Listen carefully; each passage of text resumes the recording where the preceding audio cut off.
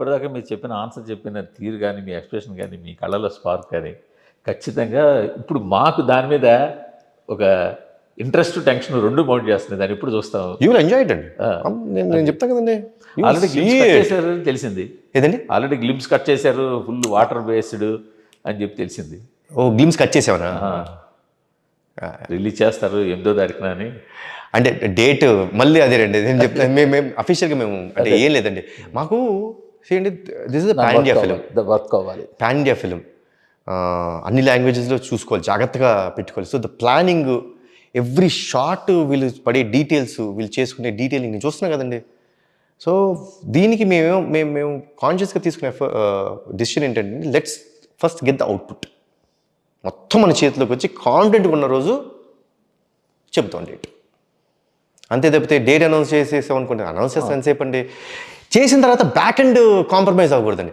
ఈ ఫిల్మ్కి one thing for clear అండి, బింబిసారాకి మేము అదే చేసాం. బింబిసారాకి మీరు నమ్మరండి, మా ఫిల్మ్ 3 months బిఫోర్ రెడీ అయిపోయింది. కాపీ పెట్టుకొని చూస్తున్నాం, చూసి డేట్ అనౌన్స్ చేసుకున్నాం. అంటే డేట్ ముందే అనౌన్స్ చేసుకున్నాం, బట్ అప్పటికే మాకు షూటింగ్ అయిపోయింది. కీరవాణి గారు రీ రికార్డింగ్ ఆల్మోస్ట్ అయిపోయింది, అంతే అంత రెడీ, కాపీ రెడీగా ఉంది మాకు. సో ఇదేం చేస్తుందంటే అండి, it creates confidence on the product. ఏమైనా చిన్న చిన్న మార్పులు చేర్పులు చేయాలన్నా, ఇంకా బెటర్మెంట్ చేయాలంటే కాన్ఫిడెన్స్ వస్తుందండి. అంతే తప్పితే డేట్ పెట్టుకున్నాం అనుకోండి, డేట్ పెట్టుకొని బ్యాక్ ఎండ్కి వెళ్ళి ప్రెజర్ పడుతున్నాం అనుకోండి, ఎక్కడైనా చిన్న కాంప్రమైజ్ అయ్యామా, ఈరోజు ఆడియన్స్ అంతా ఇదిగా లేరండి. బట్ రిలీజ్ డేట్ అయితే ఇచ్చేసారు. అది మాకు మేము ఆ ప్లానింగ్ మాకు పర్ఫెక్ట్గా ఉందండి. ఆ ప్లానింగ్ అంతా మాకు పర్ఫెక్ట్గా ఉంది. కానీ ఈ 2 పార్ట్లు చేయడం మొదట్లోనే డిసైడ్ చేశారా, జస్ట్ కొద్దిగా స్టార్ట్ చేసిన తర్వాత ఐడియా వచ్చిందా?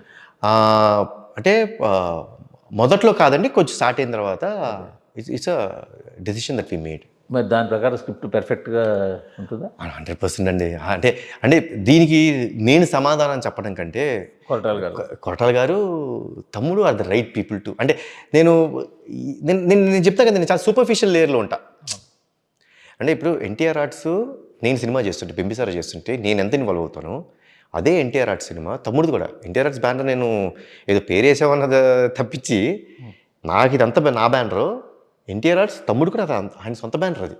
అవునా? He feels that way. భలేవారు, it's a feeling. 2 NTR Arts ఒకటే కదా? 2 ఎన్టీఆర్ ఆర్ట్స్ ఒకటే. అంటే మీరు తమ్ముడు ఇద్దరం. సో అంటే నేను కథ చేసుకున్నప్పుడు నేను ఎలా ఉంటానో, ఆయన చేసుకున్నప్పుడు ఆయన అంతే ఇదిగా ఉంటారు.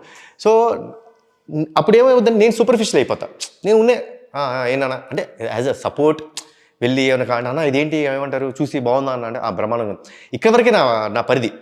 మిగతా డెసిషన్స్ ఏదైతే అండి, దీన్ని పార్ట్ 2 చేసి దీనికి ఆ కథ ఎక్స్టెన్షన్స్ ఏమంటే అయితే తమ్ముడు శివగారు తీసుకున్న డెసిషన్స్ అండి. మీ ఫ్యామిలీలో కొంచెం అది ఉంది కదా, ఎవరు గీత వాళ్ళు, అది బెస్ట్ అండి. అది ఏం చేస్తాయంటే, ఎవరు ఆయన తెలియదు ఆయన ప్రొఫెషన్ ఏంటో సార్, ముందు చెప్తా సార్. ఇప్పుడు ఆయన రేంజ్, ఆయన ప్రొఫెషను, ఆయన ఏం చేస్తున్నారు, ఆయన చిన్నపిల్లాడు కాదు కదండి.